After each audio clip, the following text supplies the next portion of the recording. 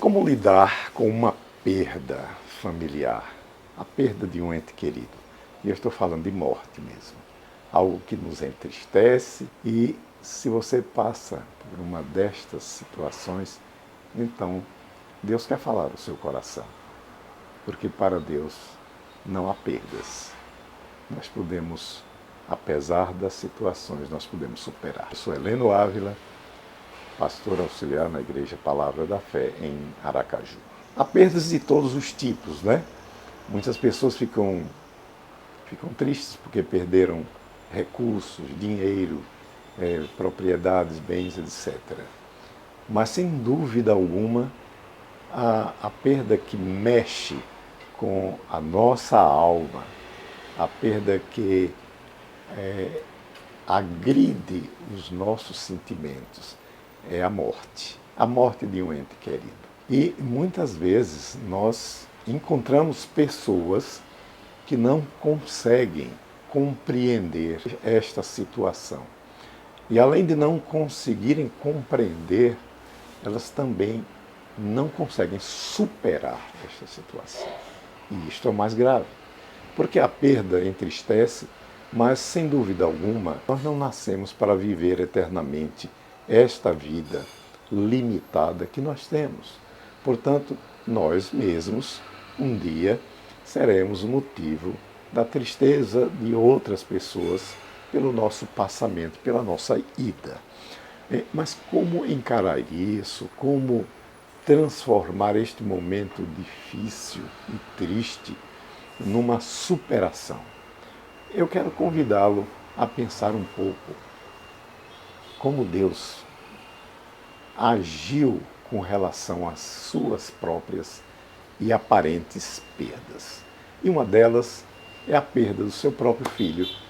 Jesus Cristo era um ser humano, enquanto Jesus, ele era um ser humano. Enquanto Filho de Deus, ele era o Messias, ele era o Cristo, o ungido.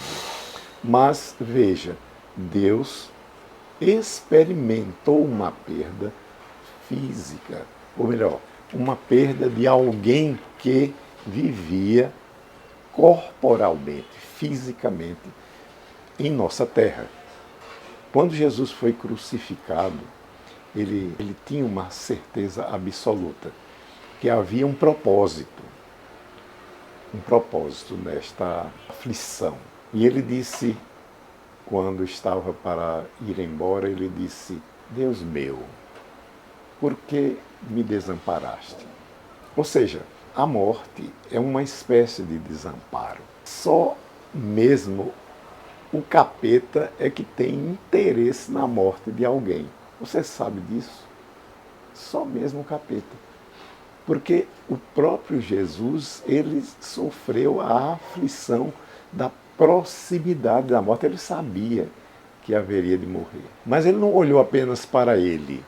Ele olhou a sua própria morte como a passagem, como um propósito de salvação, um propósito que iria alcançar milhões e milhões de pessoas. Claro, é verdade que você não vai comparar, digamos assim, a morte de um parente seu para tirar proveito desta morte. Claro que não. Você vai pensar nela sempre como uma perda, como algo que vai lhe faltar, e as pessoas que vivem, elas têm uma herança, elas estão dispostas a deixar uma herança de provisão para os outros. A primeira coisa que se pensa é exatamente essa: como serão as coisas daqui para frente, não é? Então, como lidar com a perda de um familiar? A primeira coisa que me vem à mente é que a morte, ela é algo inevitável.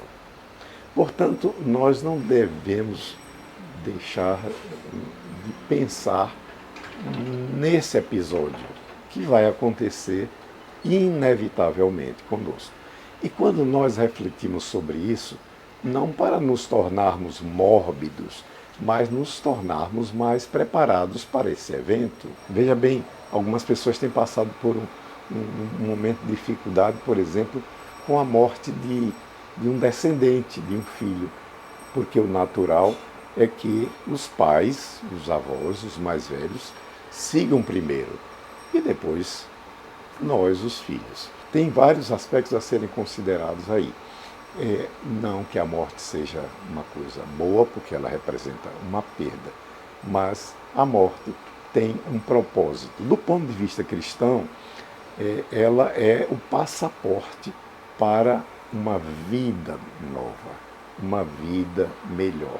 Se isso não pode ser um consolo para você, deve pelo menos servir como um ensinamento de que é preciso, não podemos viver aqui a vida simplesmente para enfrentar a vida, mas também para enfrentar este momento de partida. Ficar triste é algo que praticamente é inevitável, mas não pense que isto é o fim de todas as coisas. Esta é talvez a pior coisa, a pior perda, quando nós transformamos a perda de um ente querido em uma perda definitiva para nós. Há uma frase que é dita por algumas pessoas, a morte de alguém destruiu a minha vida. Nunca pense isso, porque você será sempre a expectativa para alguém. Você será sempre a esperança para alguém enquanto você estiver vivo. Mas a perda vai fazer com que você possa deixar um cabedal, uma herança para outras pessoas. E se alguém, por acaso, faleceu, se alguém morreu na sua família, aprenda, por exemplo, uma lição. Quais são os projetos que aquela pessoa teve na vida? Quais são os planos que ela fez? Será que ela conseguiu realizar todos? Será que eu posso fazer alguma coisa para que eu seja uma continuação ou a continuação dos projetos dela? Eu posso também ajudar pessoas que se entristecem, não apenas consolando com palavras evasivas, palavras vazias, mas demonstrando que além da morte há uma esperança viva. E, sobretudo, eu queria lhe deixar uma verdade bíblica. A morte não significa o fim de todas as coisas. Ela é apenas o fim da nossa convivência, da nossa vida no planeta. Mas há algo que não morre, o nosso espírito. E esta deve ser a esperança para superar as perdas.